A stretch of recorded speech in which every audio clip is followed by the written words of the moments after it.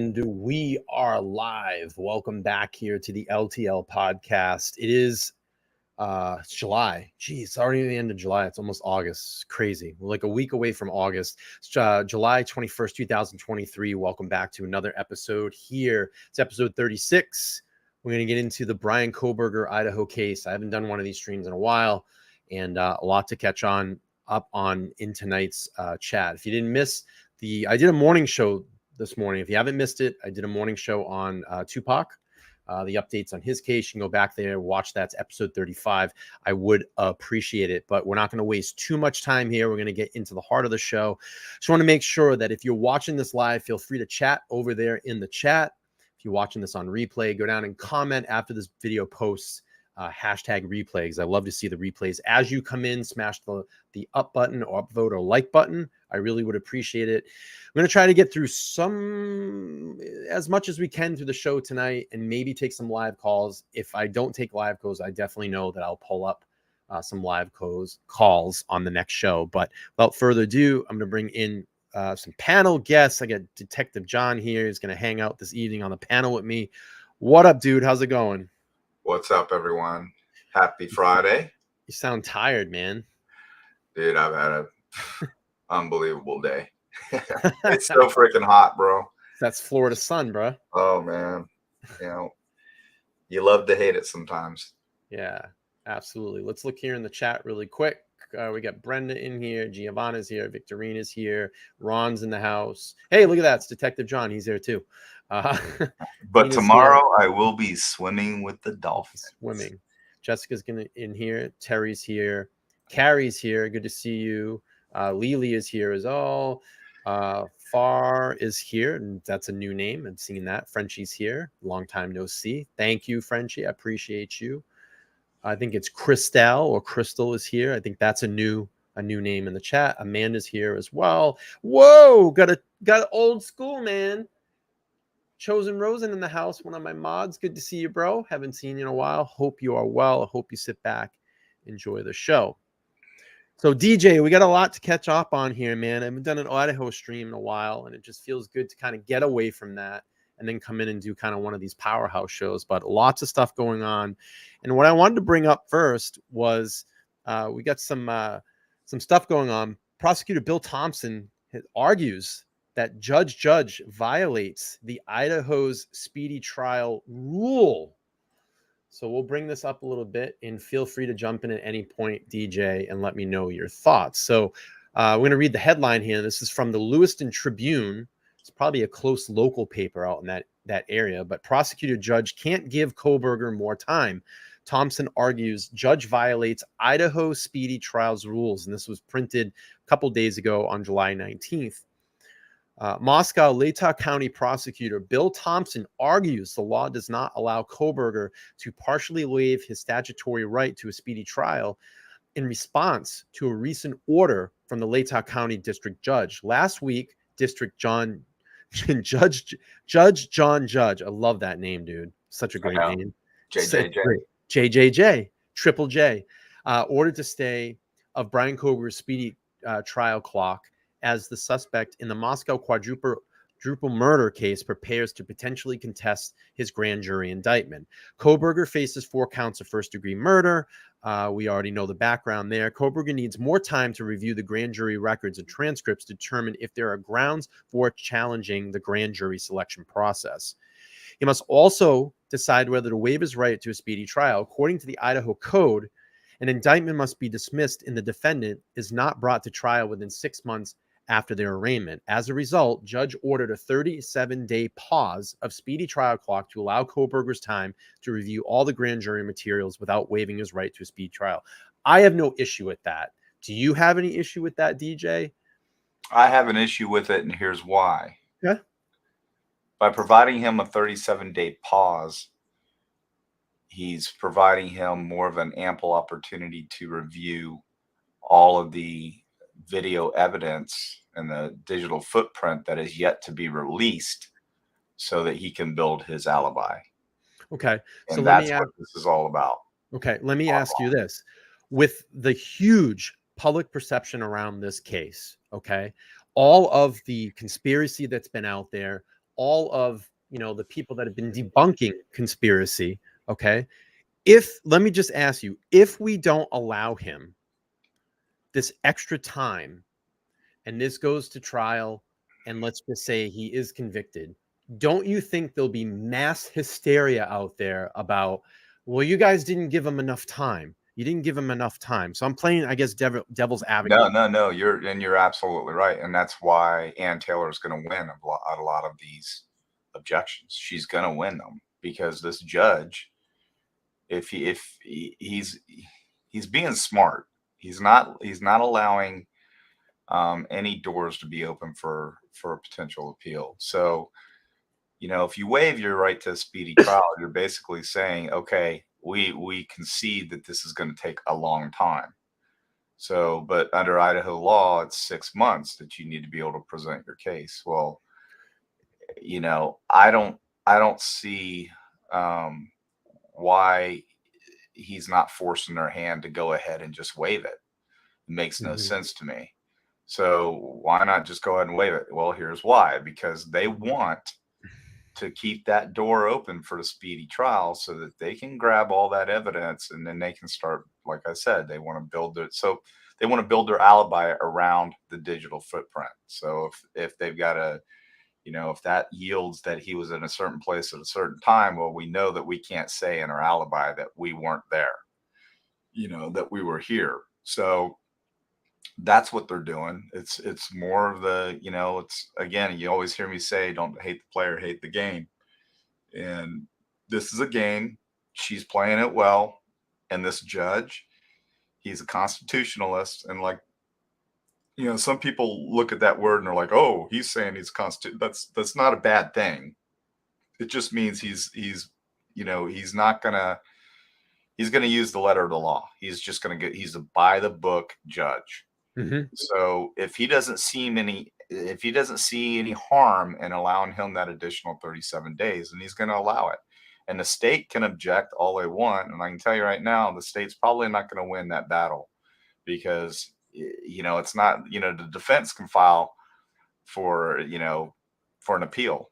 The state really can't. So he's more apt to give the state more or give the defense more and patronize them, because he probably knows, and we're going to have some evidentiary hearings. So he wants to see whatever evidence is ready, what's going to come out. He wants to know about this case. So he likely knows a lot already, and he knows that it's an overwhelming case. So it's no harm, no foul if he allows it. That's just my thought process on it. If it weren't such, an egregious case, a quadruple homicide, and the modus operandi wasn't what it was, and all the public opinion, he wouldn't allow it. But he's patronizing the public. He's patronizing, the court. He's going to do whatever he can to make them feel good about it and about him, so that they can get some victories. So I want to go ahead. They're going to get some victories. They're going to get a lot more victories than normal. I promise you. Yeah, I'm going to challenge us. Farr says it's surely fair for him to get as much time possible to prepare his defense, considering it's a death penalty case. I see your point, but this is the problem. We have to follow the law. We have to follow Idaho law. There are certain conditions, there are certain days that you have to present your side of the story. So if you're not, that's what this is what a judge does. It keeps things in order. It keeps things by the law. Yes, it's a death penalty case, but you have to be prepared in that certain amount of time to be ready to present your side of the story, your alibi, if say in the defense. And it's the same thing with the prosecution. If you have evidence that is against a particular individual in a case, it is your duty and your job to show that evidence and be ready to go to trial. What might be cool to pull up is actually the speedy trial rule for Idaho. And let's read it, because I've never read it. So I don't know, every state is different, but we might want to read that, because my response would be, if you want more time, then just waive your right to a speedy trial. Just waive it and you'll get more time. So I don't really. I mean, I understand what they're doing, but by reading the law, we might be able to decipher what the prosecution is saying as to how he's violating the law in allowing the 37 days. All right. I Something. think this might be it. They might call it dismissal of action. I think I could be wrong, but we'll take a look, and I may be wrong, and maybe I have to. So I think they call this dismissal of action. When action may be dismissed, the court, unless good cause to the contrary is shown, must order the prosecution or indictment to be dismissed in the following cases. When a person has held, maybe this is wrong. No, I don't think that's it. Okay. Yeah, I think it would be in the motion. It'll cite the law, what the numbers are. Well, why don't we do this? I have someone that kind of paraphrased it here. And Tony, thank you so much for becoming a YouTube member. I appreciate you. Give a recognition there. So this Jamie Stiles says, under Idaho law's speedy trial, I don't know if you guys can see that up there. Perfect. He must be tried within 6 months of today, or the case shall be dismissed unless good cause can be shown to remove the date further out. As we saw in the Lori Vallow Daybell case, the court found good cause for later date then. Right, and that's what he's going to find. So that's how Idaho does it. That's not how it is here. But you know, every state has their own laws. You know, and the legislation, you know, pushes those through. So and his good cause is going to be that this is a DP case. There's a plethora of evidence, and they haven't had time to review it. So, but here's what I would say if I were the judge. They're the ones that said that they wanted to push for the trial to start in October. So hold them to the fire a little bit. I mean, they were, and here's what I believe. I believe that she did that just to be cocky. It was a cocky move. It was like one of those scenarios. Yeah, we're ready because this is a nothing burger.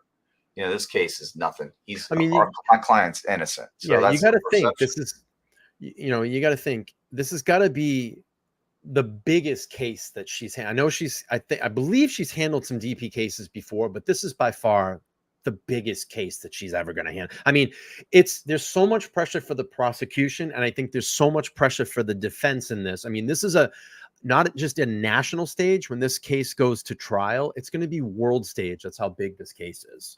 Well, and nobody and anybody would be naive to believe she didn't take this case because she knows that she's going to be a rich woman at the end of it. Yeah, she's going to write a book. Just like everyone in OJ. Just like everyone in OJ is rich. Yeah, they're all rich. Defense and prosecution are rich. Judge Idaho, he's rich. Yep. You know, so everyone that's involved in this case will make money in the end. Yeah.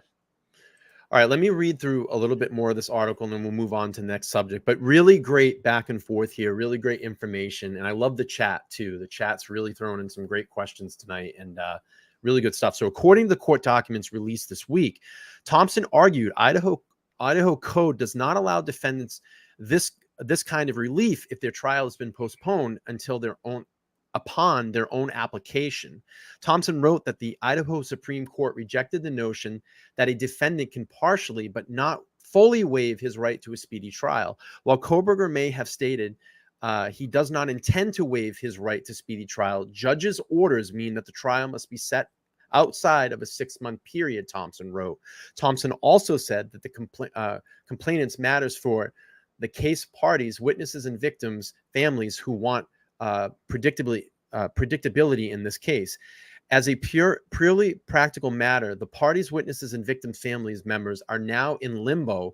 Will trial be set 30 days if the defendant option or not, Thompson wrote. If the defendant reviews the grand jury materials and elects to challenge them, will the court issue another few weeks of postponement? Thompson said his office understands that the court must balance the needs of the parties in this case. But while the defendant undeniably has the right to review the grand jury materials, the law simply does not allow for the defendant to agree to toll speedy trial beyond 6 months and later invoke his right to a speedy trial, Thompson wrote. So, yeah, I mean, I see where he's coming from. He's right. Yeah. He's 100% right. You But can't have it both ways. You can't eat your cake and have it too, here's like, what I'm not liking about this judge. He's creating case law. And we talked about this the other day. He's setting people, you don't know the gravity of what him allowing this grand jury process to be investigated, so to speak, because that's what it is. It's an investigation. So the grand juries are held secret. I mean, they're not to be, made public, and that's the way our nation runs the law. So he's setting precedent here, and he's creating case law, and this is not good. It's not good because I'm telling you, other states, every people are going to be challenging the grand jury testimony and the whole process now that weren't allowed to before. It's just going to open Pandora's box, and we are going to have major, major battles over this judge's decision. I think it was irresponsible of him to do that, and I think it's crazy, to be honest with you. So Joe's says the prosecution needs to turn over discovery and stop making a judge order it. They have turned over discovery, over 10,000. What was it? 10,000 photographs, 51 terabytes of material that are digital or video, countless numbers of witness statements, countless DNA evidence.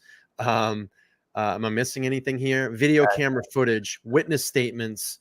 Mr. Shirky, you need to quit listening to Ann Taylor and being swayed by her frivolous motions, because the state is not, and I repeat, they are not withholding evidence. The state, Ann Taylor even got up and said, right? Ann Taylor, dude, you got to go back, bro. Spanked. You got to go back and watch these press conferences. Ann Taylor herself even stood up in court and said, the prosecution, I apologize, Judge. I'm not trying to imply. Has not done anything to hide evidence. And I don't think they are. Yeah, I don't think they are. But read her response. And if anybody, any prudent person were to read that work of just malarkey and not come to the conclusion that she was not trying to imply that the state was withholding evidence and the state were violating his rights. It was during the You're last crazy. hearing. Anybody is crazy that reads that and doesn't. That, this is where this stuff comes from, John, and we know this. We're not going to say the channels, but it's conspiracy channels that you come across and you hear that material, and it's wrong. Because if you took the time to read documents or watch these court hearings, you would have saw in the last court hearing that she said the prosecution is not holding anything. We just need more time to look through it. That's it. And so what she was doing was a 100,000% backstroke, because I promise you everyone, that she was admonished for that document.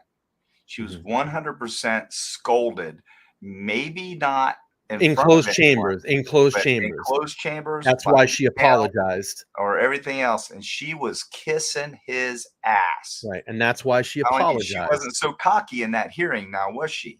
But you read that response. Go back and read it. Yeah. And if you don't opine that she was absolutely insinuating that the state was withholding, purposely withholding evidence, let me just say this. Who puts the case together? Does the state put the case together? No. The investigators put this case together. You have multiple agencies involved in this case. So these things take time. It's just like when you do an autopsy and you have blood work that has to be submitted to the labs. You don't get that back for months. Same thing here. It takes time. They're going to dot their I's and cross their T's. They're going to make sure that everything is right before they turn it over to the state. So this isn't the state withholding anything. The state has submitted everything that's been turned over to them. It's the investigative processes and these agencies that are a little bit slower and holding that, because they want to make sure that they do everything right. So many, many, many eyes are looking at this. It's not your typical case. And here's the thing. I don't want anybody to think that, we're crushing Ann Taylor, because I can't fault her for what she's doing. She's defending someone's life. That's her job. Oh, Okay. yeah. So what she's doing is the best job that she can for her client. So I don't want everybody to think that we're getting down on Ann Taylor, because she's just doing her job. That's what she's there, paid by the state to do. Yeah. Don't hate the player, hate the game. But there's been a lot of falsehoods out there that a lot of people have been putting out on the airways and newsprint, that this prosecution and the state is withholding evidence, and they have not. They've been very transparent about what evidence they have given, and it's the defense's job.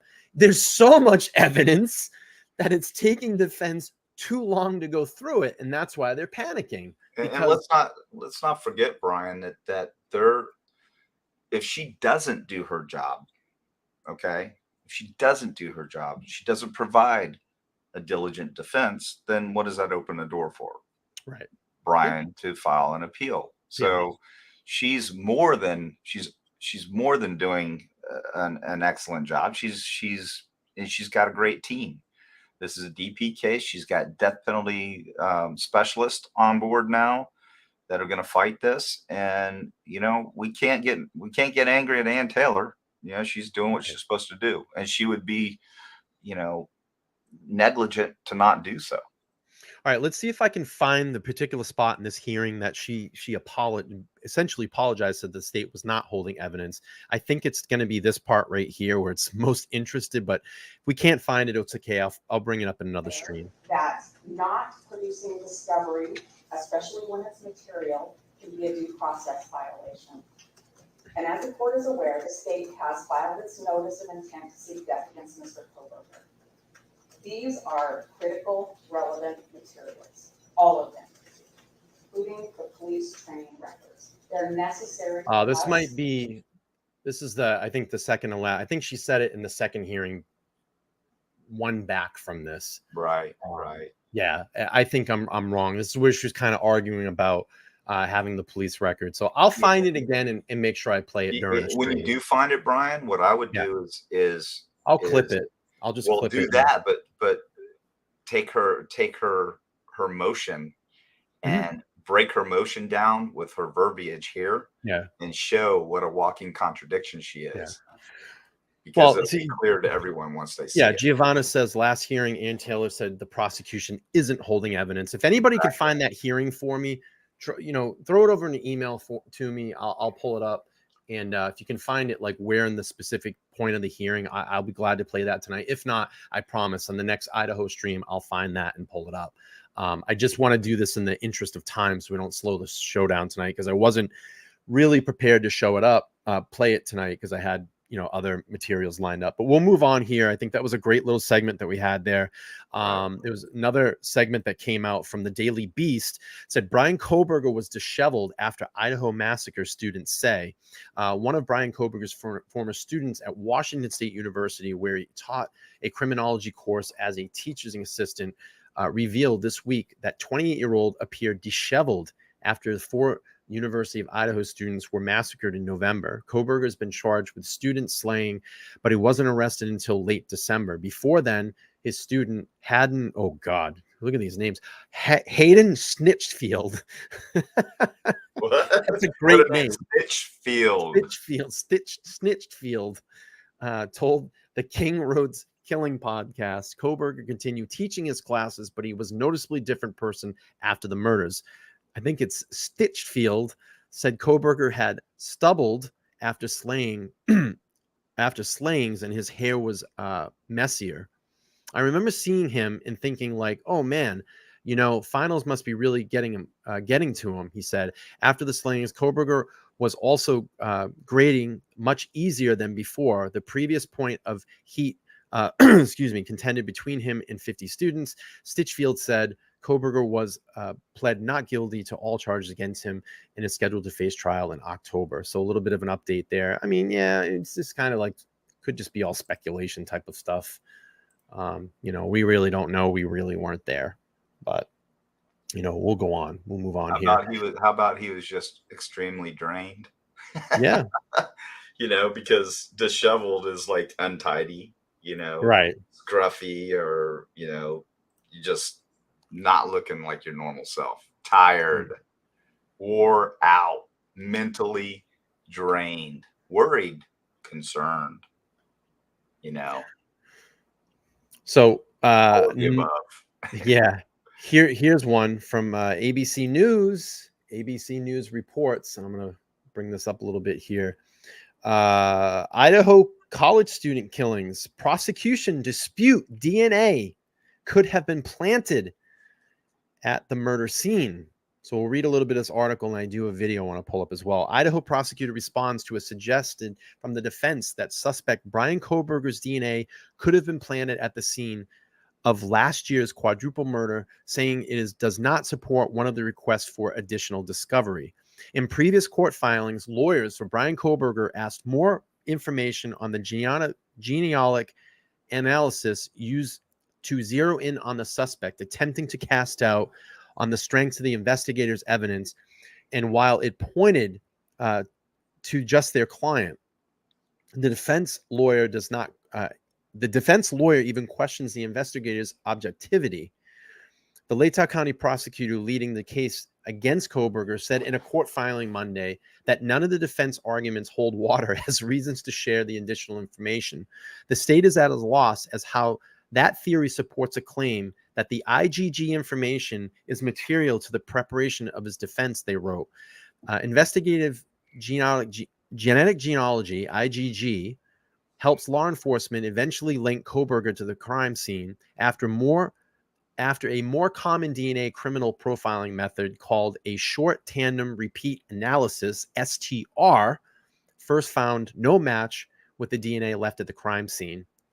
Prosecutors said the profile used in their IgG was informed by the same DNA as the STR analysis they performed, and they were already handing over information related to STR analysis. It's really nothing new here. I mean, we have the background here. The defense said in a June filing that Kohberger's DNA could have been planted, put on the K-bar sheath by someone other than him, by someone through the investigation, for instance. This is classic. It's O.J. Simpson.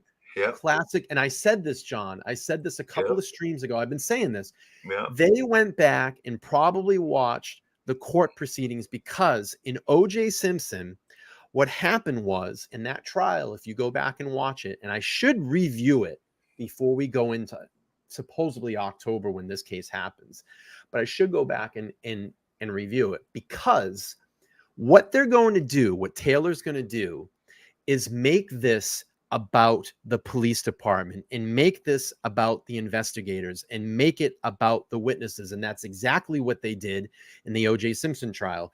They got crime scene detectives up there on the stand. They challenged them on their procedures. They impeached their testimony. They got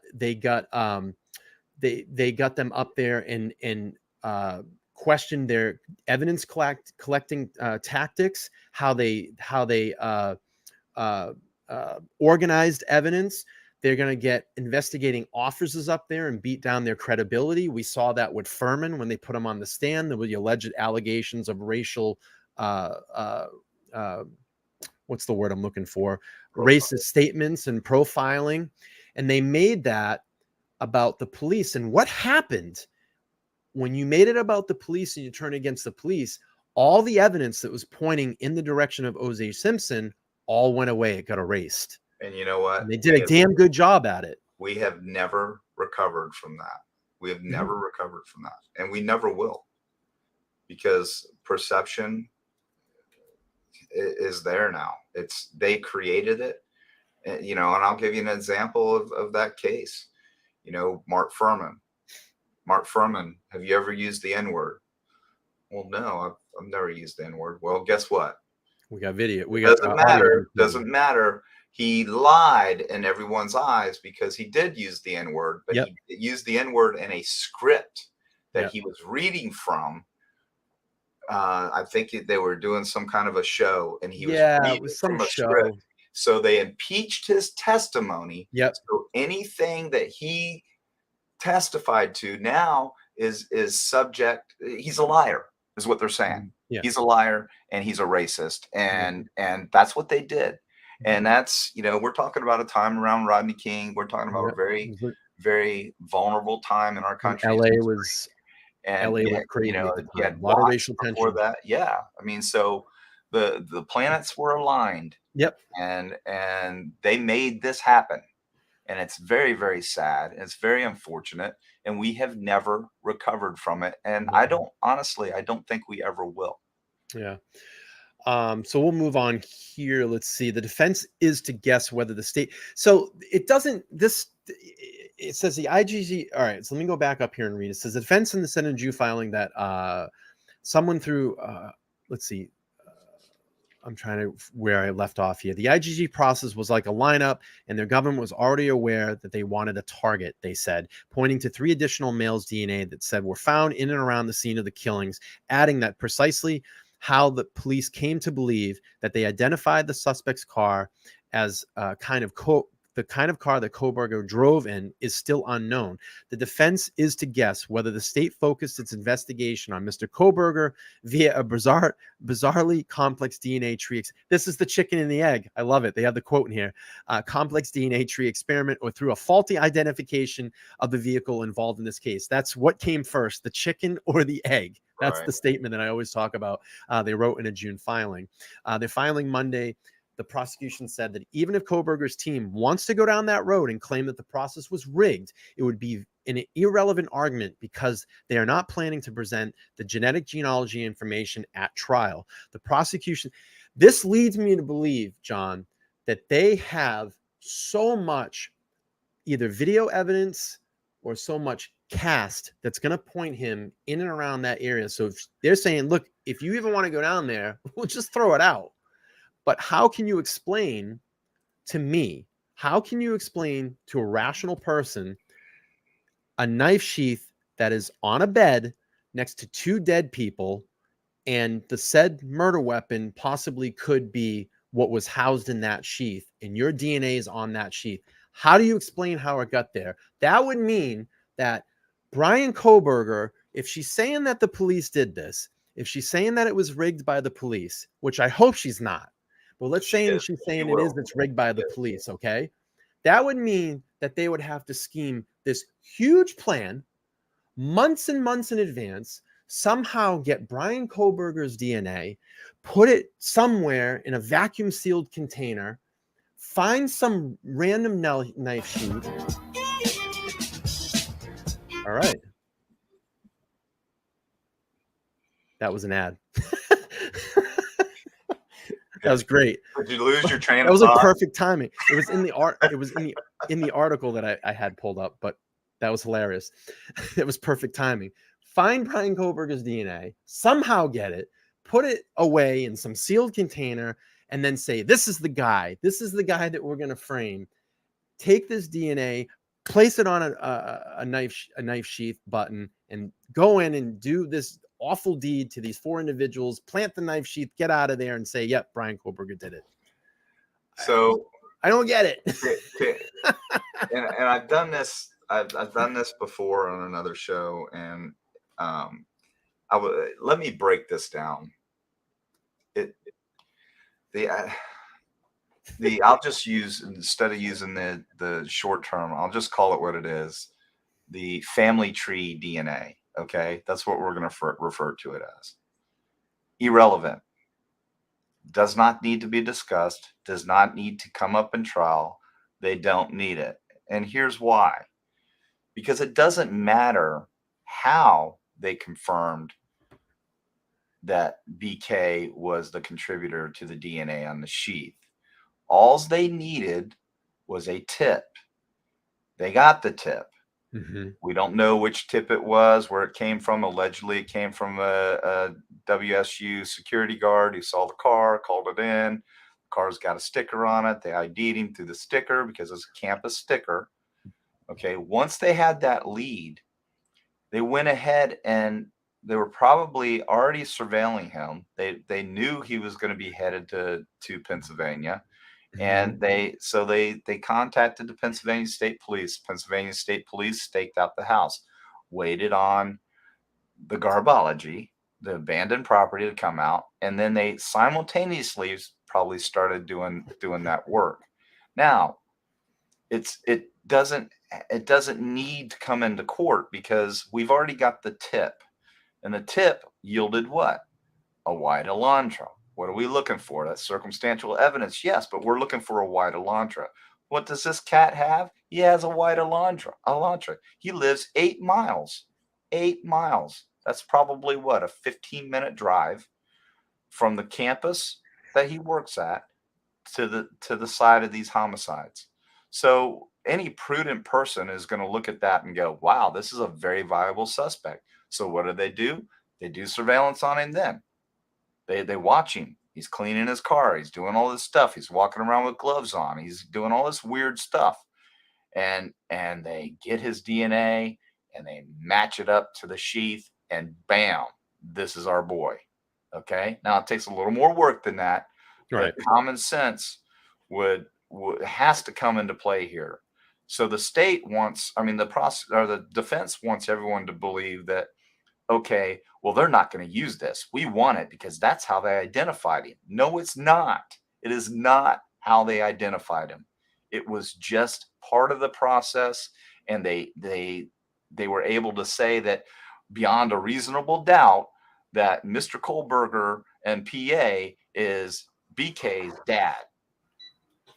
And how many, I forget the number, but it was astronomical. And it's simple. Octillions. Yes. Which is the distance from the sun to Jupiter. And then to top it all off, when we do hook him up, we get a buccal swab, which is, we swabbed his mouth. Mm-hmm. We compared that to the DNA on the sheath, and bam, lo and behold, it's him. So the family tree DNA is absolutely irrelevant and does not need to, and the prosecution doesn't have to use it. Period. So I got a couple of questions I want to pull up. So Jennifer says, it's just hard to believe and explain. Why is a frame job necessary? Really? Why would they just pluck this guy out of obscurity? So tell me, who did this then? Who did this? Who did this? Read this, Micah. What does she have to say? Yeah, Micah. I'm going to pull that up in a second here too.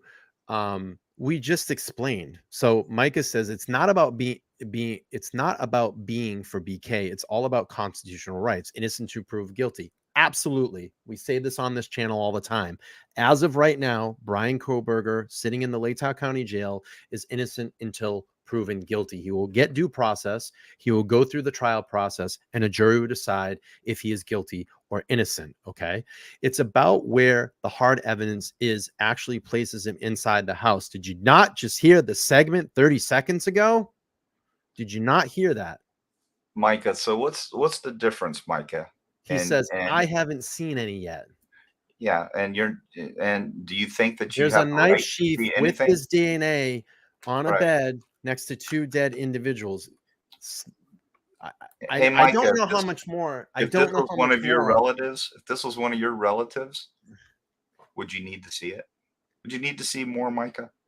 I think not. You're sideline quarterbacking here. I'm not trying to insult you, but you're. What's the difference in you saying what you just said and all of these other irresponsible creators creating a narrative that is absolutely false, 100% false, accusing other people of being involved, implying that a truck that was there when the car those people had to be involved. Oh my God, this helps Bryan out. What is the difference in what you just said and what they are doing? Absolutely nothing. But I will concur 100%.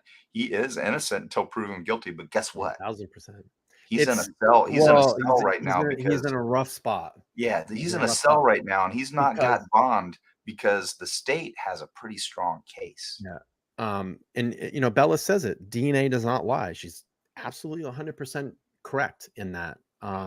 I think, and I've said this, and I think that's why probably a lot of people hate my podcast, is, the evidence here, I feel, in my opinion, is very, very strong against Bryan Kohberger until there is something that comes out of the blue or comes out in this trial we have and says, puts him on another planet right now, I tend to believe that this is, and I think a lot, John, I think a lot of jaws are going to drop.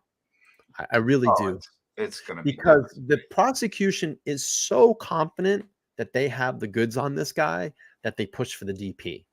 And you wouldn't embarrass yourself as a prosecutor for that community the way that they're feeling right now to throw that on the table just to throw it on the table. They know they have hard evidence against him right now. And what a response to Ann Taylor's literary freaking farce.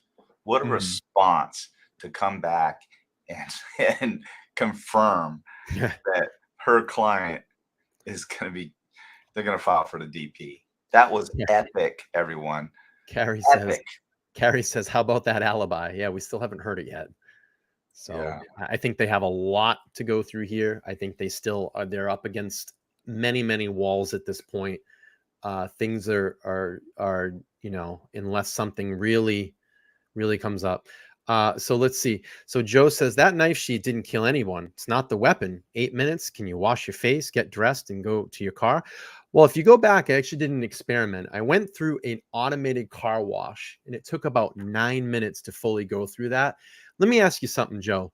Let me put a killing machine inside your hand. Okay, a Marine issued field knife, a killing machine, 9 inches, and I'm sure you could plunge that easily into a chest cavity. It wouldn't take much. I've had one in my hand. I've done streams on it. It's a killing machine. It's a very dangerous weapon, and it's not going to take much for that to hurt someone. And you wouldn't even have to plunge it in, Brian. No. You could put your hand. You literally could just imagine everybody close their eyes and put their hand over their mouth and hold their hand over their mouth and act like they have a knife in their stomach and just push a K-bar knife. Yep. A 9-inch K-bar knife that if you laid across their body would be wider than probably those girls' torso. Perfect example. If you've ever seen Saving Private Ryan, at the very end of the movie, probably the last 15 minutes, I believe the guy's name is what's the soldier's name? Umpum. I think that's his last name. Mm-hmm. He was the guy that was the translator. Right. He went out with Tom Hanks's crew. And there's a part where he's running ammunition to all of them because they're fighting the Germans as they come in this specific area. And he gets caught up in I believe up near a bell tower on the second floor of a house. And a German comes up. I'm sorry. No, wait, I'm sorry. It's not him. It's one of Hanks's crew. And there's a fight in that room. And they both run out of ammunition. They both fall to the ground. And what do both soldiers do? They pull out their field knives. He didn't even have to stab him. They fought back and forth. Unfortunately, the American soldier lost. And the German soldier just easily slides. Yep, I remember that into his chest. They were laying down, right? They were laying down in that old building. Right. Yeah. So Jell has a question. What if BK doesn't submit an alibi? What then? Well, that's a great question. Because what then? You know, he's required by Idaho law to submit an alibi. So, let me see if I can find. I mean, they've got to come up with something. You know, I don't know. I don't know the answer to that question. It doesn't look good. Hang on. I'm going to try to see if I can find it. That's a great question. I'm not fielding Idaho law, but we're going to see if we can find out. Let's say. But he has a limited time to provide it. If he doesn't provide it, then he's, you know, he can't provide it if he goes outside that window because that gives him an advantage. So notice of defense of alibi at any time after arraignment before a magistrate upon a complainant and upon a written demand of the prosecuting attorney, the defendant shall serve within 10 days or such different time as the court may direct upon prosecuting attorney a written notice of intention to offer a defense an alibi. Such notice by the defendant shall state the specific place or places at which the defendant claims to have been the time of the alleged offense, and the names and the addresses of witnesses upon whom he intends to rely to establish an alibi. Within 10 days after the receipt of the defendant's notice of alibi, but within no less than 10 days before a trial, unless the court otherwise directs, the prosecuting attorney shall serve upon the defendant or his attorney a written notice stating the names and addresses of witnesses upon whom the prosecution intends to rely on to establish the defendant's presence at the scene of an alleged offense, or any other witnesses to be relied on to rebut testimony or any defendant's alibi's witnesses.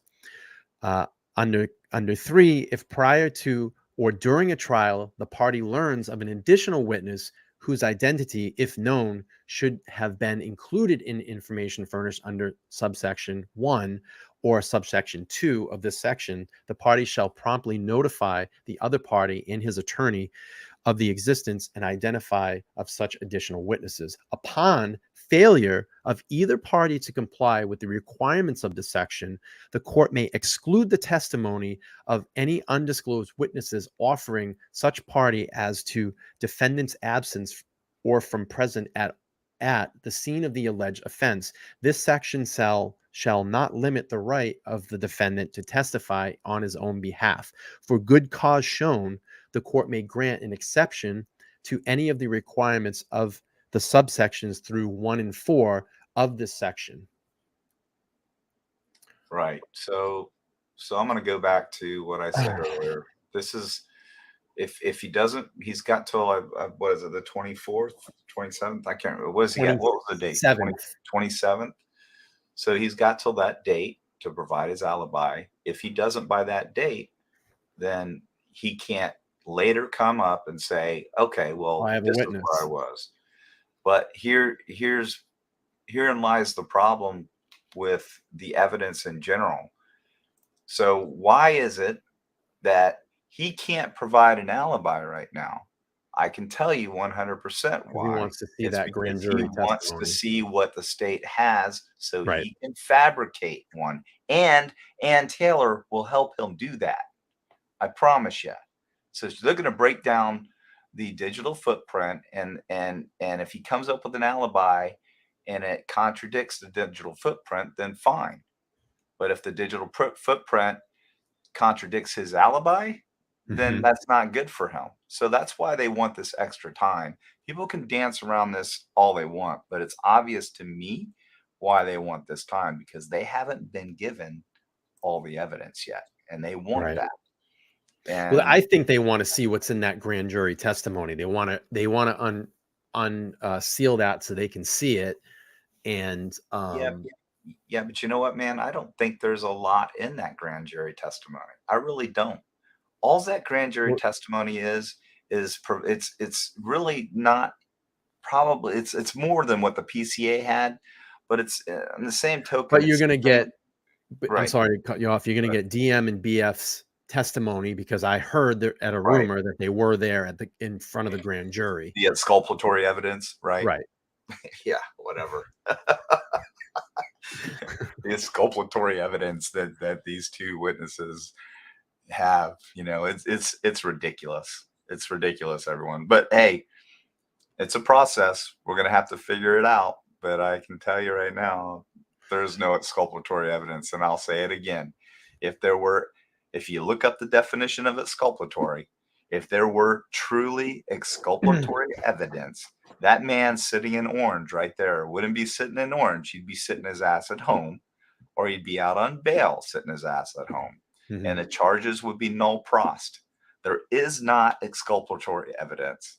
That's just a big word that they're throwing out there to make everyone believe, oh my God, this word exculpatory, that means he gets off. It's not. Telling you, it's a nothing burger. And that is a pun. All right, let's hear a little bit here from I believe this is Law and Crime Network. Let me just make sure I'm quoting the right source. Yeah, Law and Crime Network, that they're going to talk about the battle of DNA and the potential defense here. So let's listen. Genetic genealogy is simply a tip. It's a lead generator. It's a highly scientific tip, but it's still just a tip. So we can point law enforcement in the right direction with this technique, but they still have to perform their full investigation. Genetic genealogy and how it was used in the Idaho 4 murder investigation is becoming a major issue in the case against Bryan Kohberger. And now, court documents reveal Kohberger's defense may claim DNA on a knife sheath was planted. Thanks for joining us here on Law and Crime. I'm Anjanette Levy. We reported a few weeks ago that prosecutors asked the court to issue a protective order on the genetic genealogy information developed by the FBI using a DNA profile obtained from the snap of the knife sheath found on Maddie Mogen's bed. Kohberger faces the possibility of the death penalty if convicted of the murders of Mogen, Kaylee Gonsalves, Xana Kernodle, and Ethan Chapin last November. The defense wants to show how the FBI used DNA to create family trees that led them to Kohberger and his father. It's clear from reading court documents and from covering the case that law enforcement had very little to go on until genetic genealogy came into play. Kohberger's defense attorneys wrote in their objection that they want to see how many other potential suspects were overlooked. And they even suggested that Kohberger's DNA could have been planted. They wrote, what the state's argument asks this court and Mr. Kohberger to assume is that the DNA on the sheath was placed there by Mr. Kohberger and not someone else. Let me ask you a question. I'm going to raise this question right now. If this wasn't such a big deal about that knife sheath and like how everybody is dismissing this, okay, if it wasn't such a big deal in this case, then why is Ann Taylor trying to always get it thrown out? Because it's the nail in his Because coffin. it's linking him to the crime. It's laying there on the bed evidence. next to two dead people. How did it get there? So let me ask you, let's logically think about this. If this wasn't such a big deal, then why in every single motion Ann Taylor is trying to get rid of DNA evidence and get rid of that sheath? Yep. I'll leave you with that. She's pretty logical. She's going to have multiple suppression hearings, and the main thing that she wants to get rid of is that sheath. That's why the video footage, the body cam footage of the first responding officers, if it doesn't show that knife sheath's there, then there's a problem. And here's why I think the state came out and announced the position of the knife sheath, because there could be an actual problem with them walking in and it not being visible. So the state came out and was a little more descriptive and said, hey, the knife sheath was laying face down and it was between the bodies and the comforter. So you know what happens on a comforter? It's puffy. So when you lay something on it, it will kind of conceal itself. Yeah. And if you're walking in with a body cam on and you're level and you don't get right over the bodies and you turn around and you're like, okay, this is a crime scene, we got to secure it, and you walk out and that's not seen, then guess what? The defense is going to say, oh, well, it's not in there. Why didn't you see it? So they must have came back and planted it. Now, a detective walking in there, he's not going to have a body cam. He's a suit and tie. Yep. So this is their ploy. This is what they're going to try to do and cast doubt. And remember, the scariest part about this whole thing, the scariest part is they've only got to have one idiot on the jury to get a hung jury. To create doubt. That's all they got to have is just one that won't buy it no matter what. All right, let's play this. An investigation that spans hundreds of members of law enforcement and apparently at least one lab the state refuses to name. Prosecutors have now responded to the defense's objection, writing, presumably then, defendant was attempting to show how the investigative genetic genealogy information is material to the preparation of his defense when he asserted that someone other than the defendant may have placed his DNA on the K-bar knife sheath. But the state is at a loss as to how that theory supports a claim that the IGG information is material to the preparation of his defense. In other cases, prosecutors haven't been forced to turn over the genetic genealogy information. I spoke with CeCe Moore, an expert in the field, about this earlier this year. The precedent that we've seen set is that this does not need to and should not be presented in court in front of a jury. So far, it's really been discussed in pretrial hearings, grand jury trial hearings, if at all. I've been on hold for dozens of cases to be an expert witness, and I've been canceled in every single one because of the precedent that we're seeing set, because of the rulings the judges are making. Oftentimes, when the defense tries to object to the genetic genealogy, and they lose, which they have in every case so far, they end up doing a plea deal. Kohberger's trial is currently set for October. Meanwhile, I spoke with Kristen Slaper, an expert in DNA analysis, who managed DNA analysis for years for Ohio's Bureau of Criminal Investigation's Crime Lab. I asked her about the possible claim that DNA was planted. All right, let's listen to the expert, everybody. We have an expert that's going to chime in here. Now, I'll be honest with you. I did not preview this video. I pulled it up at the very, very last minute before I went live. So I'm getting a first-hand look at this too. But I'm pretty sure I know where this expert's going to go with this. And the arguments over genetic genealogy. What's important to remember is that, first of all, DNA on its own doesn't mean anything until you have a standard to compare. So what I mean by that is you could run DNA tests all day long, get profiles from someone or multiple people, and you don't really know what it means until you either put it into the CODIS database or you compare it to a standard that's submitted. So in a situation like this, where I hear that the claim is DNA is planted, I think it's important to remember that Bryan Kohberger was not known. Nobody knew who did this. John, are you hearing this? I think that's important because in order for something to be planted, it has to be a pretty, it's got to be pretty planned out. You're hearing this expert, right? Yeah. So are we debunking some claims in the room tonight? Well, let me address this Pamela. What did she say? She said, did he just say that anyone that would presume that he's innocent in the jury pool is an idiot? Yes, I did. Because I'm going to tell you right now, when this evidence comes out, and I'm assuming that it's going to be earth-shattering, I think that when it comes out and you've got 11 other jurors that are convinced that he's guilty, it only takes one that is swayed. And yes, or in my opinion, would they be idiots? Yeah, because I think this evidence is going to be overwhelming. But no matter what, this person may just not be, that seed that the defense has planted would sway them. And yes, you're 100% right. I said idiot, and that's what I meant. And I'm not going to apologize for it. You're welcome. You don't understand his humor sometimes. No, I got you, John. I understand what you're saying. Hey, man. To plant someone's DNA, you have to have their DNA, first of all. You have to have an item that their DNA is on and know that only their DNA would be found on it in order for a result to be produced the way that it was. And I want to say this too, and I'm sorry because I just stopped the video again, but I think people have to realize that what we've seen so far and what we've seen that has been leaked is not the only thing that the state is going to go to court with. Believe me, if they're, you have to this is what I'm trying to get through this, doing these podcasts. I want people to open their minds a little bit and just think logically. Do you think, I'm being serious here, do you think that the state, a prosecuting office, would seek a death penalty case to just roll the dice on the table and say, well, maybe we hit double sixes?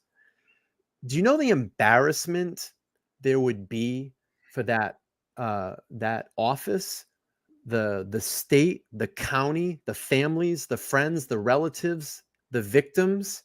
It would be what am I trying to say here? They would be a laughing stock if you think this is just the minimum evidence that they're going to go forward with. I've got one better, and we've talked about it. So are we to all believe that the Moscow PD, the Idaho State Police, the Washington State, FBI, the FBI, the probably Secret Service. We don't know. Pennsylvania State Police, and other agencies, all these labs, were all just going to conspire together to go get this student That would be at WSU, plant his DNA, find a knife sheath first, okay? Get his DNA and plant it in a male-female snap and place it on the bed so that we could just all presume that it was planted. Now that would be the biggest conspiracy. Yeah, let's use our common sense here. Right. First of all, the question I would ask would be, why? Why would anybody do that? Right. And that's exactly what this witness is saying. And two, I mean, this expert is saying. Why would any of them risk their longtime careers, their integrity, their credibility, and everything else to set this man up? Why? So you can believe that he's innocent until proven guilty? And it just makes no sense. We all know he's innocent until proven guilty. That's just the way our system works. Right. But again, his ass is sitting in a small cell, and he's got no bond. If there were exculpatory evidence, he wouldn't be sitting in that cell, and he'd be out on bond awaiting trial. Bam. All right. For it to be one person know that only their DNA would be found on it, in order for a result to be produced the way that it was, for it to be one person on this knife sheath, for it to be enough DNA that you could generate a profile from this, that you could put it into CODIS, that you could then go on to do genealogy. You have to have a decent amount of DNA for that. And so let's it has to be. If you haven't seen a K-bar knife, this is a K-bar knife. That knife is so razor sharp, it would take barely any pound of pressure to push that into someone. And let's just say that you are wielding that thing around, the damage that can do. I mean, it's a killing machine. Really carefully planned, I think, if you're going to plant someone's. What's that, DJ? Not to mention the guard would actually make it a more powerful, like a hammer. thrust. And the guard, if anyone doesn't know what the guard is, it's that part right before the handle that protects your hand from sliding down the blade and cutting yourself. And it gives you leverage. And the end of that knife is made to deliver blows. That's like a hammer. Yeah. Right. It's brutal. It's a brutal knife. It's a killing And then, like I said, not knowing offensive weapon killing machine. That's 70 years they've been using this. Who the person is. Marines. When the DNA lab runs the test, the DNA lab is only generating what's there and what they have. And we always had a saying in the lab that you either get the right answer or you get no answer. Because you're working the evidence that gets submitted by the law enforcement agency. And sometimes you would get a profile and other times you wouldn't. So in my mind, to plant someone's DNA, I think it takes an awful lot of work. And I think it's a little bit too coincidental with all the other facts of the case. Not knowing the outcome, not knowing who did it, that's just my opinion. So the state says, they had this unknown DNA profile. As you mentioned, they didn't get a hit in CODIS. So they send it to a private lab. There are a few private labs that will do this work for law enforcement. But then they hand it over to the FBI, and the FBI comes up with this SNP profile. It's a different type of profile from the STR used in the lab. And I think this can get very confusing for people who aren't familiar with this. So they hand it over to them, and then they build family trees based on the information that they are given. And then they kind of hone in on him. But the defense makes it sound like they may have overlooked other potential suspects.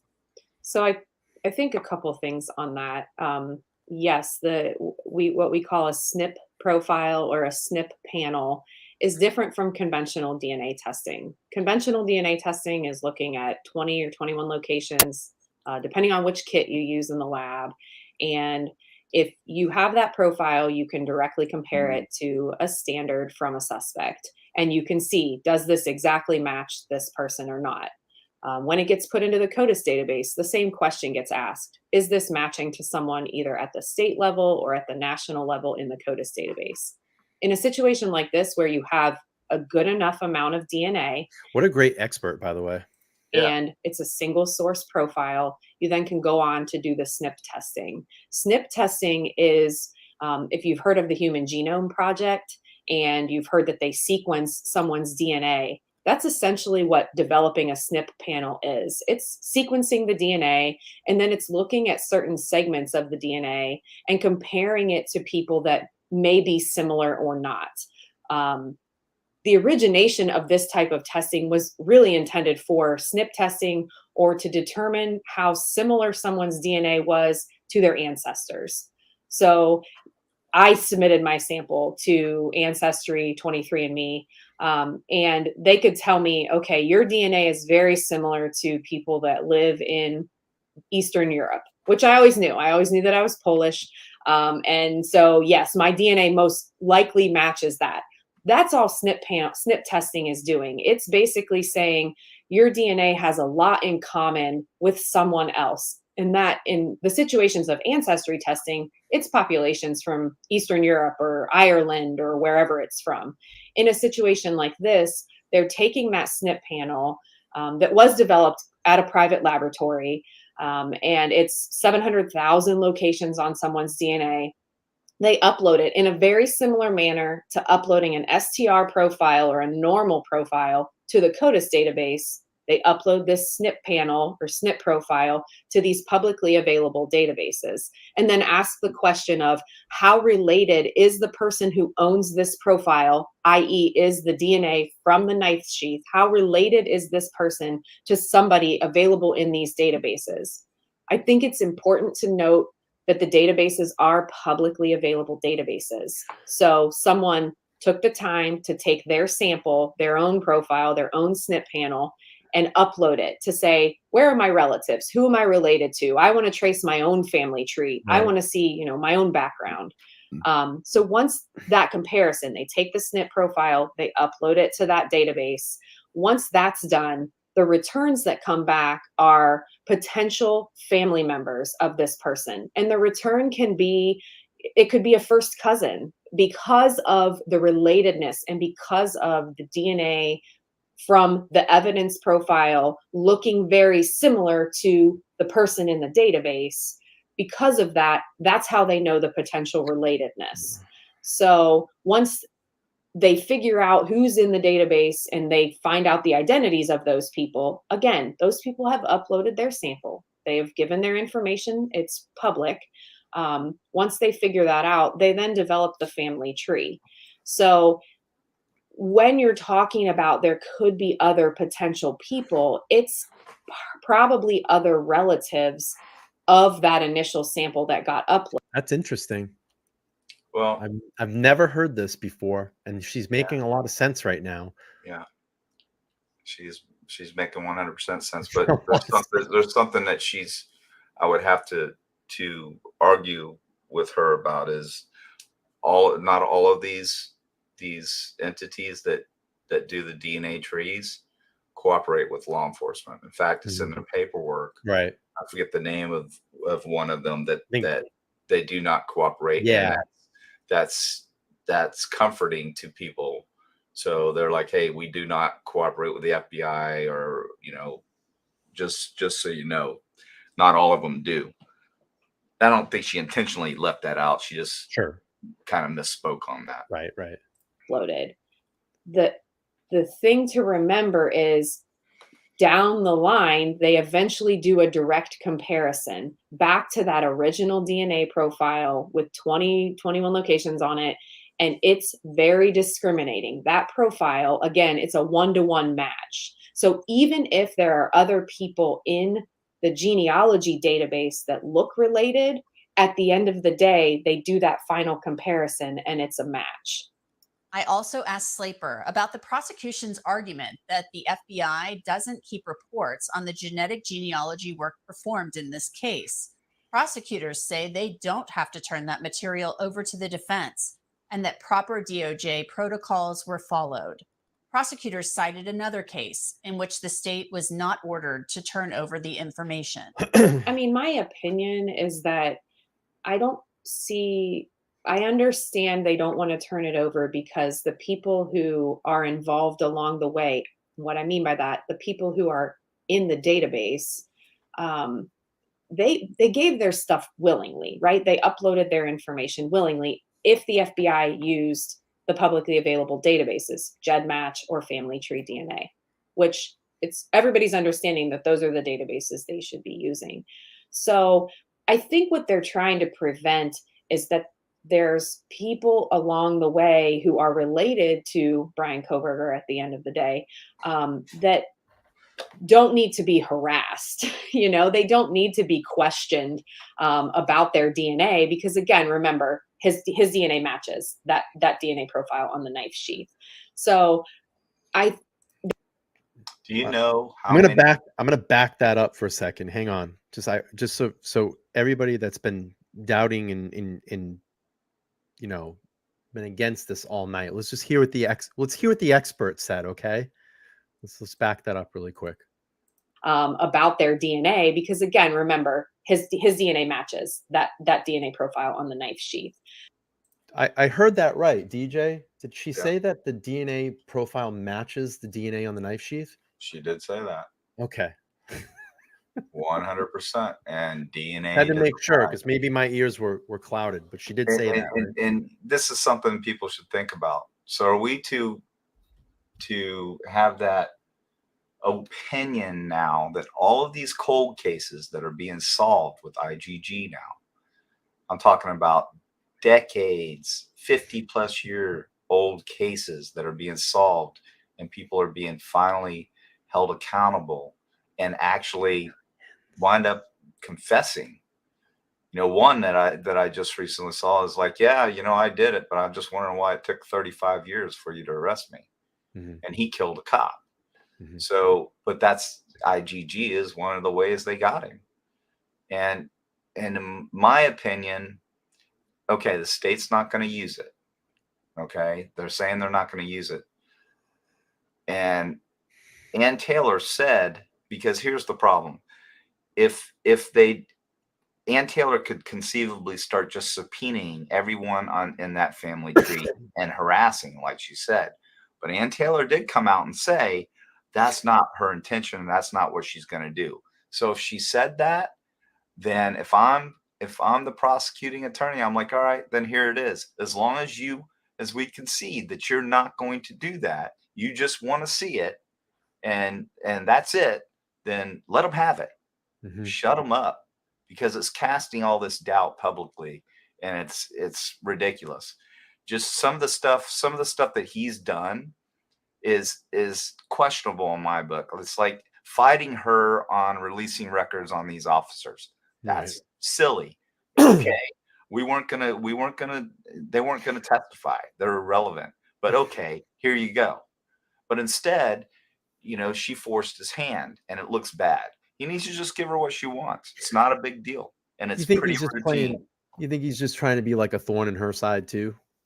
Well, I think he's a little bent at her verbiage and the Sure. way that she's insulted him, and Yeah. she has. Bottom Yeah. line, no matter what anyone thinks, that response was directly insulting. And Yeah. I'll say it again. I know she was admonished.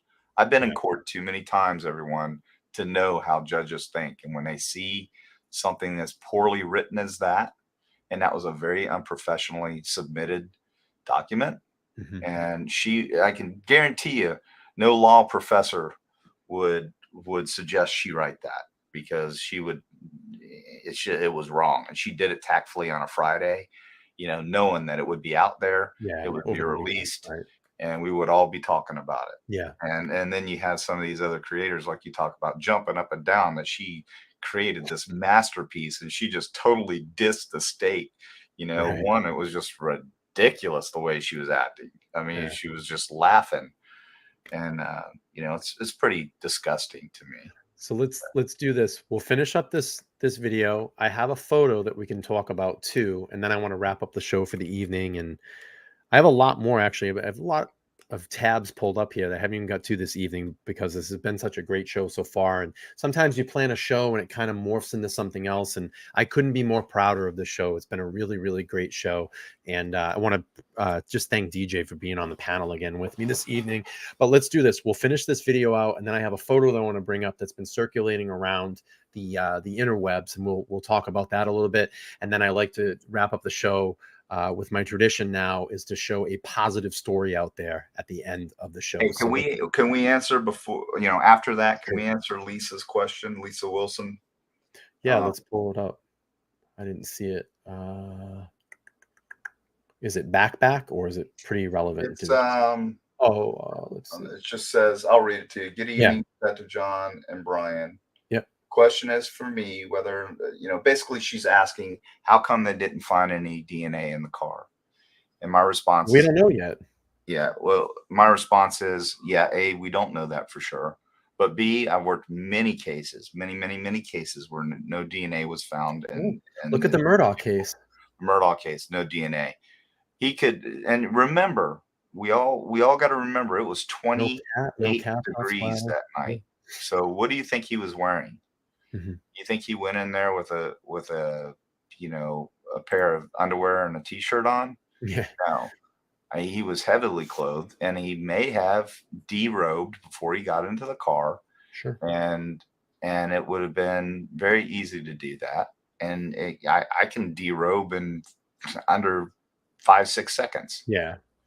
So that's not earth-shattering to me that there's no evidence in the car. We don't know yet. We don't know. And that's probably something that's going to come out at trial.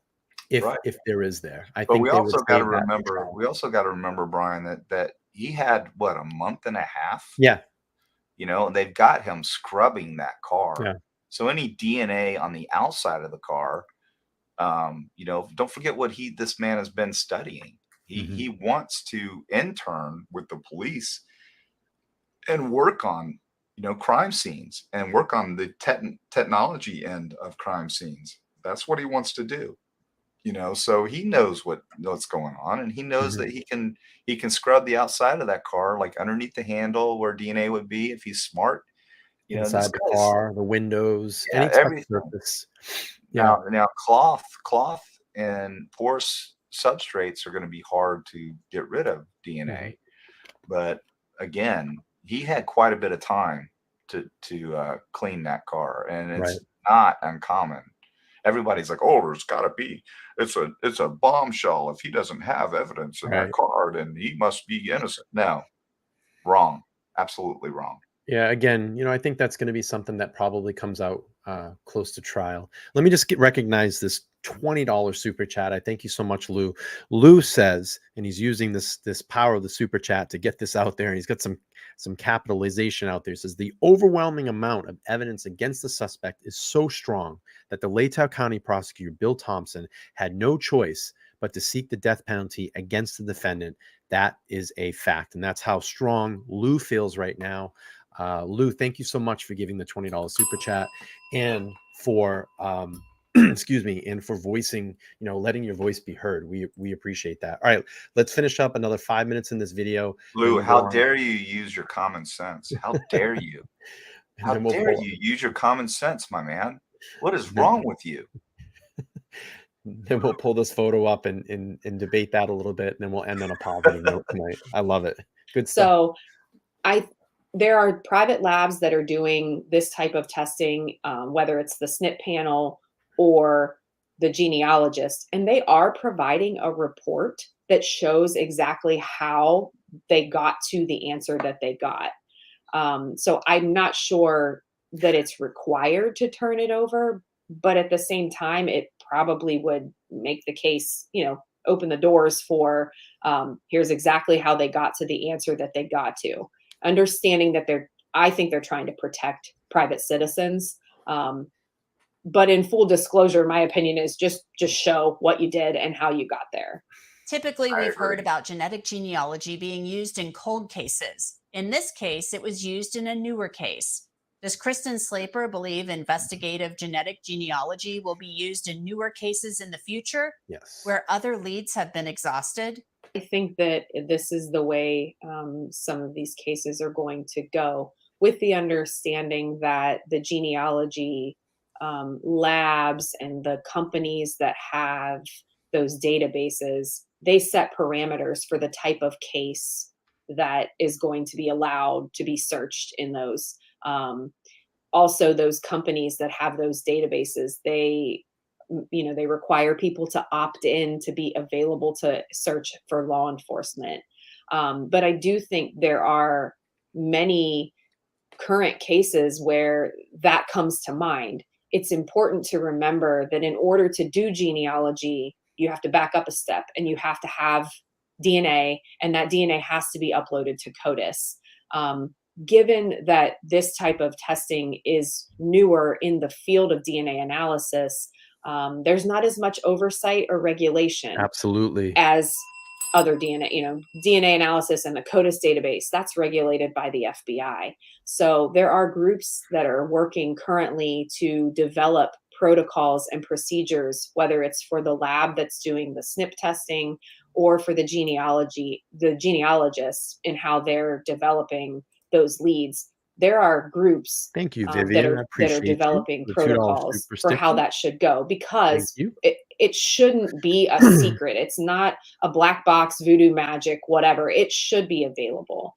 But I do think that there are techniques. There's also what we call the familial DNA testing, which uses the CODIS database. And that has been, if you look at around the country, that has been regulated by courts across the country, whether the state is allowed to do it or not allowed to do it. And that was, probably about 10 years ago, that whole idea started. And this is where things have progressed. So I do think that using family members to find someone's DNA, because we know that DNA is shared, I think that it's not a new concept, but I think it's going to become more prevalent. And especially in a case like this, where you have 4 college students who were killed, and there was a piece of DNA evidence found at the scene where they could do some advanced testing on it. Nice. Good video. So Lisa's got a question for you, DJ. Lisa says, Detective John, hi. Came to see you, so rumor has it you are debunking the state's case and supporting the no evidence on Bryan. Say it isn't so. I don't know if that's supposed to be sarcastic. I don't know if Lisa heard the show for the last hour and a half that we've been talking. So I think she's being sarcastic. It isn't so. I don't know. I mean, if that was sarcastic, that was funny as hell. I get it. That's pretty good. But no, John's not going to debunk the state's case, because, and I think it's a strong case. It's a very compelling case. And, to listen to some of these other shows is just, it's comical. I literally laugh my ass off listening. I heard one say, and I'll quote him, you shouldn't be so naive to believe that a woman or a few women didn't commit this crime. He actually has followers agreeing with him. It's disgusting. I just caught one of my moderators, not a member. I just gifted him. What happened? Tsunami, his membership probably ran over. He's my moderator. I just gifted him a membership. You've been caught, buddy. You've been caught. Double jeopardy. No, I'm just kidding. But look at what's going on now. Are these other so-called creators going to jump on this same bandwagon on these 2 other? There's 2 other cases out there, right? 2 other serial killers that just got arrested. You've got one in Portland and you got one in New York, all in 1 week. So, and I believe that Rex, my boy Rex in New York, I'm calling it now. That guy is going to be probably in the top 3 prolific serial killers of all time. Yeah, it's going to be. I'm telling you right now. Believe it or not, I'm coming back tomorrow night. We're going to do another Rex show tomorrow night. So yeah, and so why aren't they jumping all over this guy's case? I've been covering it. It's the same exact evidence, the same thing. This is the same types. I think it's even crazier because now they're saying I was reading today that they're looking in New Jersey that he might have victims, and this makes sense, John, because what is in New Jersey? 4, right? 4. Well, listen, this is what we've talked about. He had a house, he had a timeshare, a house in Vegas, right? What Right. would be out there if prostitutes is his thing? Why would he go to Vegas to Right. pluck out prostitutes? Absolutely. Why would he go to Why would he go to New Jersey? What's in New Jersey? Atlantic City. Yeah. Yeah. You'd be around the casinos, prostitutes.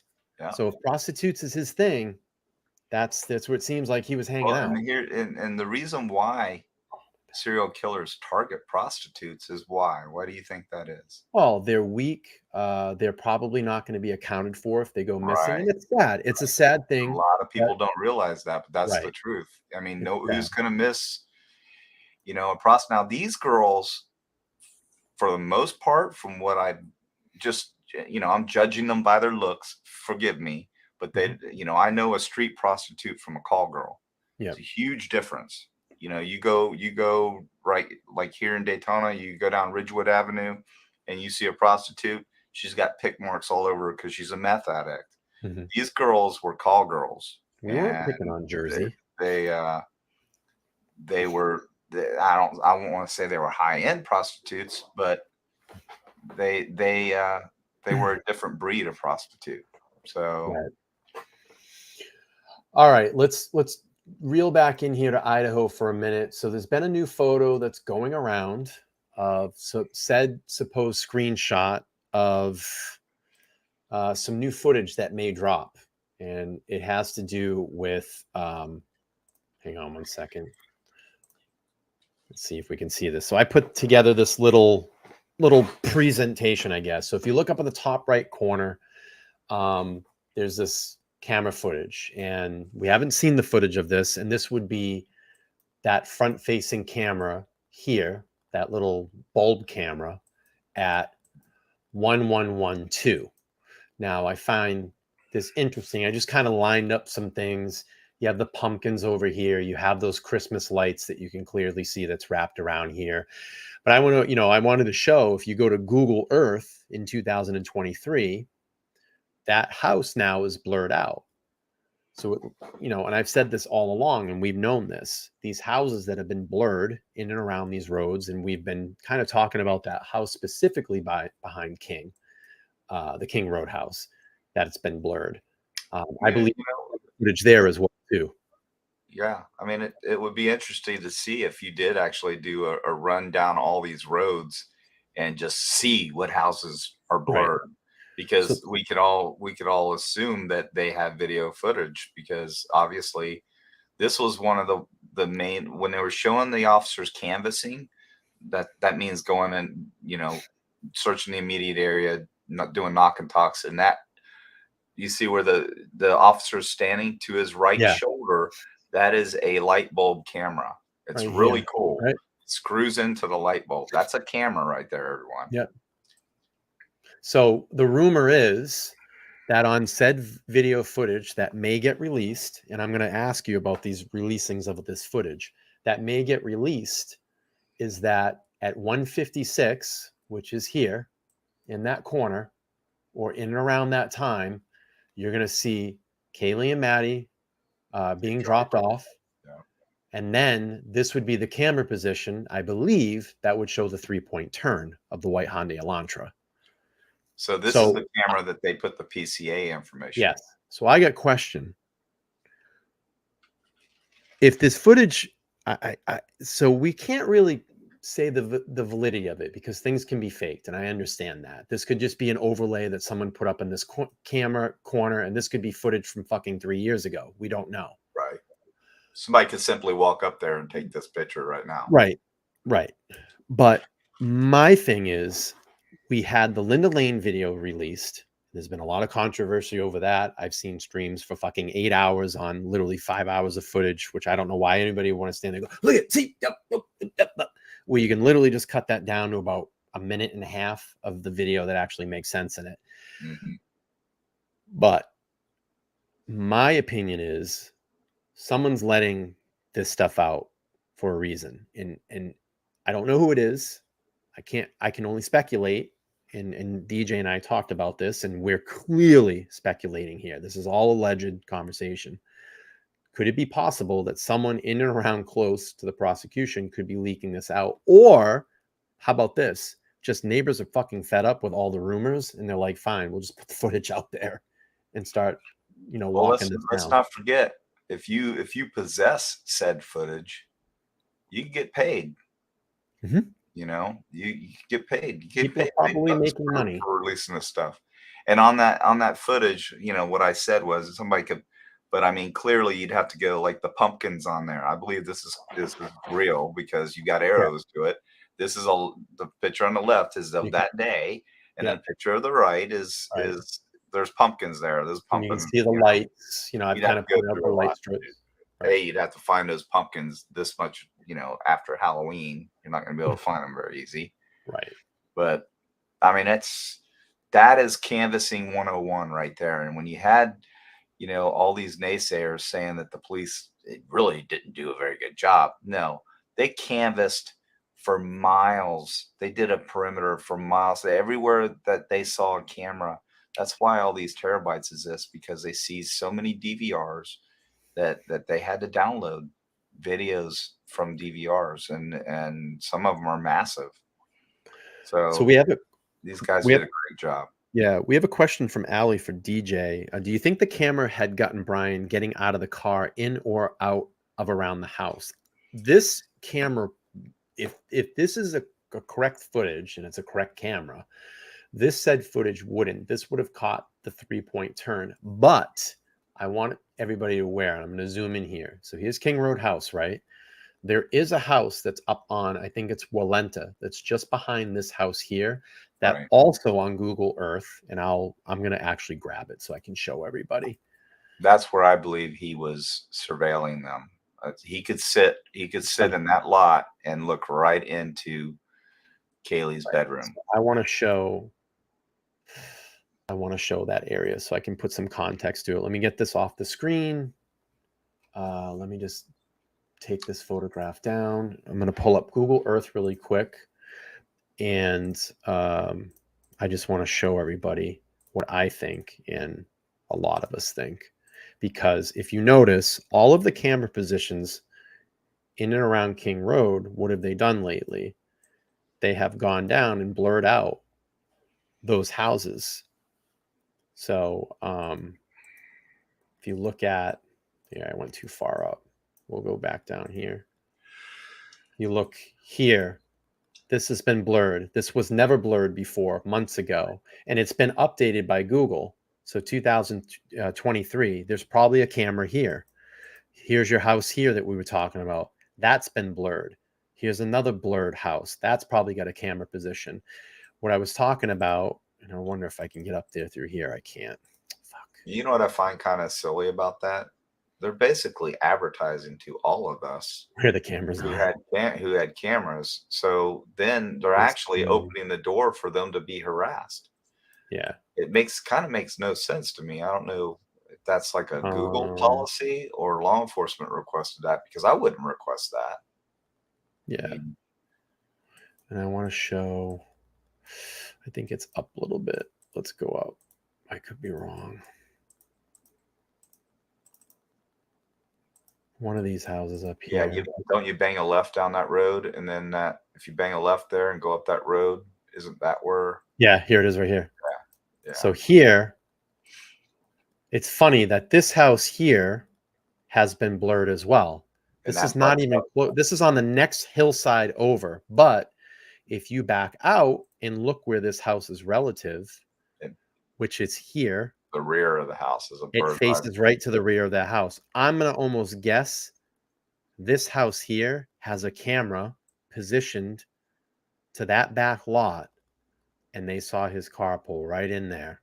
And so when BK came around this building, I believe where that blue car is where he parked.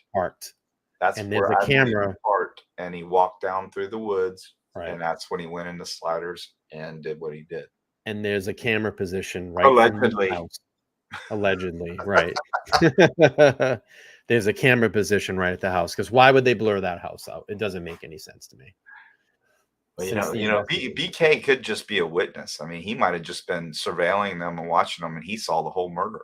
He saw everything. He could just be a witness, guys. Maybe. Has anybody said that yet? Oh my goodness, that could be the next show. Maybe they're protecting him. He's a witness. He's a witness. He's in witness protection. You sat back there on the grassy knoll and saw everything and saw it all. He knows who actually did it. They got him in protective custody. Oh, I went the wrong way. I think he's with a vegan diet. I think he's being sarcastic. All right, let's end this show on a positive note. I've been trying to do that lately, and here's a really great story that came out of Texas. I don't have a video for it, but we'll read here. July 19th, Fox News reports Texas volunteers attempt world record for longest line of sleeping bags for homeless veterans. So a team at Baylor University in Waco, Texas, successfully laid out 1,203 sleeping bags in a massive effort to bring awareness to the fight of homeless veterans. A team of Baylor University in Waco, Texas, lined up 1,203 sleeping bags stretched a quarter-mile long to provide comfort and hopefully break the Guinness Book of World Records. We saw the sheer number of sleeping bags that had been collected and really got a hold of us. Sam Esperanza, 24, an event manager at Bailey McLean Stadium, told Fox News Digital the current world record for the longest line of sleeping bags is 550, according to the GWR website. Once we laid them out, we saw that the 550 was only halfway there. We were like, this is insane. It's gonna be a lot. It was a lot more sleeping bags than we could ever imagined. And you can see them there with the photo. They broke that world record. That's fantastic. It's actually 1,419 feet.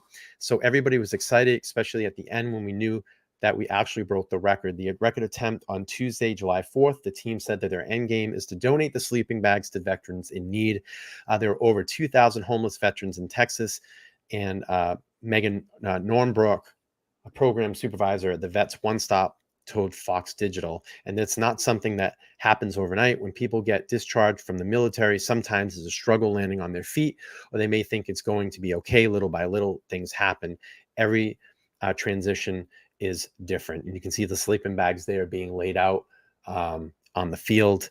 Awesome. And it just continues to go on. So really fantastic job over there at Baylor University. I salute you all for helping out our homeless veterans and doing something right in the world and not, kicking these people to the ground and providing some comfort and warmth for them at night. So very admirable thing. And really quick, what I wanted to share all of you before we get out of here, I'll give DJ a ending comment if he wants, but if I can get this photo to pull up. Pamela said, got you, detective. I don't want you to think I was picking on you, Pamela, but sometimes you have to look at things. You have to, some things just don't hit you in the face. So you just got to kind of, I try to bring a different perspective because, I mean, let's face it, I've been there. I've been in the trenches. I've worked major case crimes and I know how this process works. I know how the defense works and things. I know how the judicial system works and things. And I'm not saying that I'm the most qualified or the greatest, at anything. All I'm saying is I know things that a lot of people don't know. And you have to take a step back and look at the big picture. And you can't let these subliminal messages that you're hearing affect your ability to think for yourself. And I'm not saying that's what you've done, Pam. I'm just saying in general, don't let these subliminal lies affect your gray matter capacity to differentiate what's true and what's not true. I mean, it's silly. You got to look at, okay, the fact that A, they've got proof that he bought a K-bar knife. B, he drives a white Elantra. C, he's peeing in the area multiple times, and there's all kinds of other stuff. DNA on the knife sheath. The DNA on the knife sheath. Oh my goodness, I forgot about that. Yeah. So even Next to two dead if bodies. the DNA on that knife, even if the knife, let's just say hypothetically the knife sheath didn't exist. Okay, let's say that. Do you not think that eventually, based on the car alone, he wouldn't have been pinpointed as a suspect? Mhm. I think so, and I think that they would have gotten a digital footprint. They would have put it together. They would have put him in the box. They would have had enough PC to actually detain him and move forward in a grand jury, even without the knife sheath. I've convicted. I haven't personally, but I've put together cases with a lot less evidence than that and gotten convictions. Yeah, I think that people just, I think that, DJ is a very strong character. He stands by his convictions. A lot of the stuff that him and I will talk about, some things we won't agree on, and we showed it in this show. But the things that we didn't agree on, we respectively debated. And I think there's a little bit of sarcasm with him as well, too, at times. So, that's why I say, we all have strong personalities. We all care about this case. I can come off sometimes as a very strong personality as well, and I will challenge. But that's what we do here. We just want to stick to the facts and be honorable to these families, the community, and the victims in these cases. And we don't want to spread bullshit. And we try to do this with as most integrity as we can. But before we get out of here, I just wanted to show this really quick.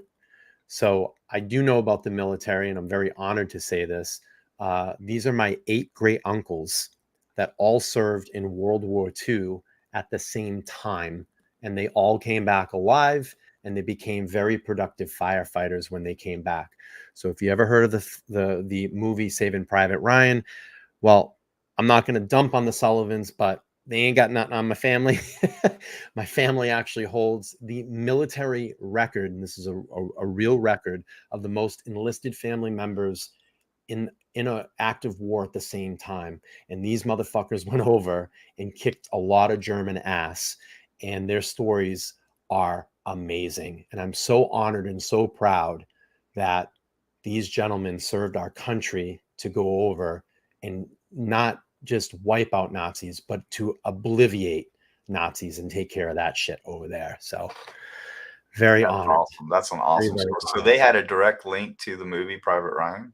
Well, the Fighting Sullivans is what that movie is loosely based on, but it's strange because the bridge at the end, and I'll after the show, because I don't want to release my last name to everybody here, but after the show, I'll give you the link if you want to read over it.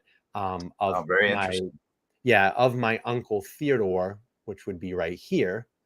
I'm sorry, in the front here. He was it tells his story, and it's pretty impressive. And we can do that offline. I'll show you. I'm trying to figure out which one you resemble the most. Maybe the one in the middle, right in the middle. When we get offline and I show you pictures of him when he's older, he looks just like me. It's amazing. The one in the middle? Yeah, they all do. That's awesome, man. That's an awesome story. It's good stuff. It's good stuff. And I'm gonna quote, we were talking about sarcasm. I'm gonna quote Pink Floyd. Because this is kind of like a classroom. No dark sarcasm in the classroom. Yeah. Little Pink Floyd. All right, folks, we're gonna get out of here. I'll be back tomorrow night. Probably gonna do Long Island serial killer tomorrow because there's been a lot of new evidence in that case. This is episode 36. DJ, thank you so much for joining the panel again. It's great to see everybody in here. We saw some new names. If you haven't gone over and subscribe on your way out, smash that like button and hit the bell notification. I will be back. I'm Brian. That's DJ.